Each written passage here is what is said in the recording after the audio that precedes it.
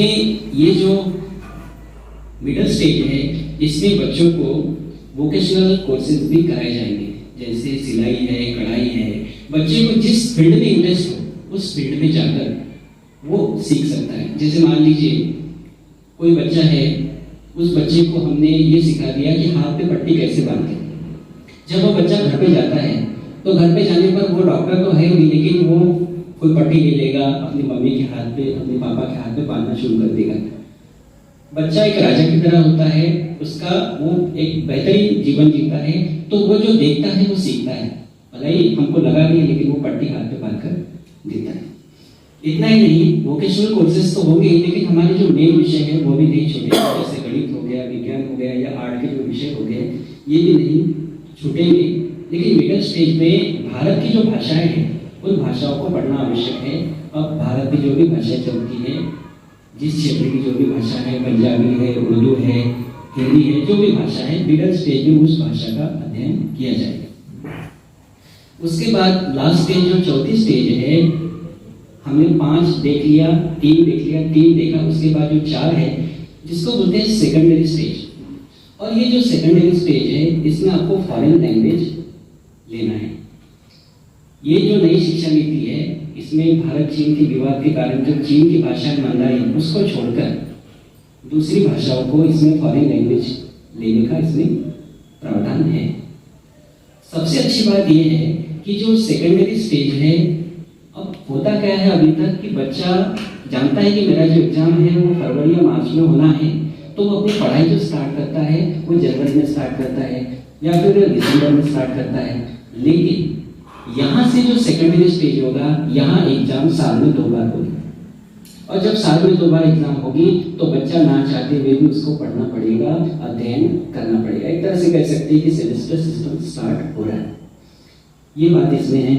साथ में सबसे अच्छी बात इसमें और एक है कि इसमें मल्टीपल सब्जेक्ट का भी ऑप्शन है।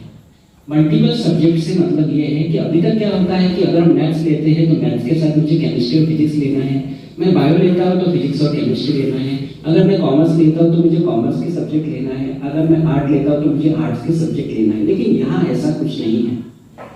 इस स्टेज में आपको अगर गणित अच्छा लगता है तो गणित ले सकते हो, गणित के साथ साथ आपको लगता है कि मुझे अकाउंट सब्जेक्ट अच्छा लगता है तो उस सब्जेक्ट को भी ले सकते हो। और किसी का अगर भूगोल में इंटरेस्ट है तो वो भूगोल भी साथ में ले सकता है।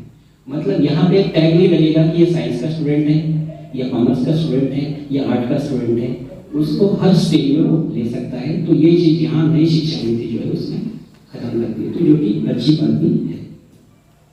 साथ में मल्टीपल सब्जेक्ट का तो यहाँ ऑप्शन है, लेकिन साथ ही साथ बच्चों की जो थिंकिंग है वो क्रिएटिव थिंकिंग लाई जाएगी। और इसके लिए शिक्षकों का भी ऐसा सुना है कि प्रशिक्षण होगा, ये भी एक बात इसमें आई है। तो क्रिएटिव थिंकिंग का मतलब कोई चीज अगर हम पढ़ रहे हैं तो उसमें क्वेश्चन वर्ड्स लग जाएंगे, क्यों, कैसे, ये सारी चीजें। तो बच्चा जब क्रिएटिव बनेगा तो वो चीजों को समझने लगेगा, चीजों को समझने में उसको आसानी होगी। तो यहाँ तक हम आ गए 5 + 3 + 3 + 4 में। थोड़ा सा आगे जाते हैं तो बात आती है ग्रेजुएशन की। ग्रेजुएशन जो होता है वो 3 वर्ष का होता है, हाल ही में आप जानते हैं। जैसे BA हो, BSc हो, BCom हो, ये 3 वर्ष का होता है। लेकिन नई शिक्षा नीति में जो ग्रेजुएशन है 4 वर्ष का कर दिया है। वो किस तरह से किया गया है, तो जो एक पहला साल होगा उस पहले साल में मिलेगा, मतलब हर साल इससे इंपॉर्टेंट है ग्रेजुएशन का, पहले साल में होगा सर्टिफिकेट। तो पहले साल में जो आप कंप्लीट कर लेंगे तो उसको कहेंगे ग्रेजुएशन सर्टिफिकेट। एक साल आपका कंप्लीट हो गया तो ग्रेजुएशन सर्टिफिकेट हो गया। उसके बाद में अगर आप दूसरे साल में प्रवेश करते हैं तो दूसरे साल में आपको मिलेगा डिप्लोमा, वो कहलाएगा ग्रेजुएशन डिप्लोमा। तो पहले साल में आपने कर लिया ग्रेजुएशन सर्टिफिकेट, दूसरे वर्ष में आपने किया ग्रेजुएशन डिप्लोमा। और साथ में इसमें सबसे अच्छी बात है कि री एंट्री का भी ऑप्शन है। री एंट्री से मतलब ये है कि आपने ग्रेजुएशन सर्टिफिकेट 1 साल का कर लिया, ग्रेजुएशन डिप्लोमा 1 साल का कर लिया, और आपको लगा कि अब मेरे पास पैसा नहीं है, मैं बहुत तंग हूँ, मैं नहीं पढ़ पाऊंगा, मैं 2-3 साल 4 साल कमाने के लिए कमा लेता हूँ पैसे, उसके बाद मैं पढ़ना चाहता हूँ, तो उसके बाद भी वो पढ़ सकता है। मतलब इसमें री एंट्री का भी ऑप्शन है। तो वो 2 साल पहले ही अपने लगा चुका है, अब वो जब एडमिशन लेगा तो वो 3rd ईयर में लेगा और उसको मिलेगी डिग्री। ऐसा नहीं होगा कि आपको स्टार्टिंग से स्टार्ट करना है, मतलब आप सर्टिफिकेट ले चुके हैं, डिप्लोमा ले चुके हैं, आपको मिलेगा डिग्री। और डिग्री के बाद जो चौथा ऑप्शन है वो है रिसर्च करना, ऐसे 4 साल का है इसमें। अगर आपको किसी जॉब के लिए या फिर किसी कंपटीशन एग्जाम के लिए तैयार होना है तो आपको कम से कम 3 साल, मतलब इसमें आपको डिग्री लेना जरूरी है। डिग्री लेने पर ही आप जॉब के लिए या फिर कोई कंपटीशन एग्जाम के लिए तैयार हो सकते हैं। तो ये ग्रेजुएशन 4 साल का है। अब इसमें एक इंटरेस्टिंग बात और एक है, अगर आपने 4 साल का ग्रेजुएशन कर लिया, आपने सर्टिफिकेट ले लिया, पहले साल में डिप्लोमा ले लिया, दूसरे साल में डिग्री ले ली, तीसरे साल में और रिसर्च आपने चौथे साल में ले लिया, तब आप जब पीजी करने जाएंगे तो आपको 1 साल का ही करना पड़ेगा। लेकिन अगर आप लोगों ने यहाँ पे रिसर्च नहीं किया, सिर्फ 3 साल तक ही आप पढ़े, डिग्री ली है, तो आपको पीजी 2 साल का करना पड़ेगा। मतलब अगर आप आज 3 साल पढ़ते हो तो पीजी आपका 2 साल होगा, अगर 4 साल पढ़ते हो तो पीजी आपको 1 साल का ही करना पड़ेगा। नई शिक्षा नीति में एमफिल को खत्म कर दिया गया है, एमफिल को समाप्त कर दिया गया है और साथ में पीएचडी जो पहले था वैसा का वैसा बना हुआ है। इसमें पॉजिटिव बातें बस 2 मिनट में आपके सामने मैं रखूंगा। सबसे पहला तो यह है कि शिक्षा पर सरकार जो है वो अपनी जीडीपी का 3% खर्च करती है, लेकिन नई शिक्षा नीति 2020 में उन्होंने जीडीपी का जो 3% है वो बढ़ाकर 6% कर दिया गया है। हम ये बोल सकते हैं कि दुगना कर दिया गया है।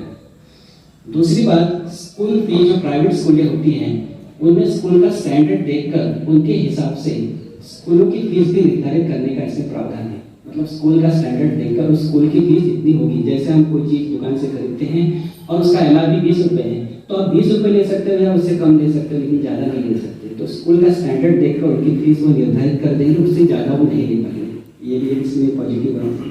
साथ में जैसा मैंने बताया वोकेशनल, बच्चा अपने पढ़ाई का काम, सिलाई का या जो भी काम है वो सीखना चाहे तो सीख सकता है। सबसे अच्छी बात इसमें एक और रिजल्ट से संबंधित, रिजल्ट से संबंधित बात क्या है, तो इसमें बच्चा जो है वो अपना सेल्फ असेसमेंट भी कर पाएगा। मतलब बच्चे को ये पूछा जाएगा कि आप कितने मार्क्स ले सकते हो या कितने मार्क्स आपको मिलना चाहिए, उनको भी पूछा जाएगा। साथ ही साथ उनके जो फ्रेंड्स रहेंगे उनके फ्रेंड से भी ये पूछा जाएगा कि ये आपका जो दोस्त है ये कितने मार्क्स के लिए एलिजिबल है। तो दोस्तों के साथ भी इन्वॉल्वमेंट अच्छा रखना पड़ेगा, और अगर नहीं रखेंगे तो वो दोस्त कहेगा कि नहीं सर इसको कम मार्क्स मिलना चाहिए। साथ ही साथ टीचर का भी इसमें योगदान है, टीचर भी डिसाइड कर पाएगा कि कौन बच्चा किस तरह से अंक ले सकता है, तो इसमें इसका भी प्रावधान है।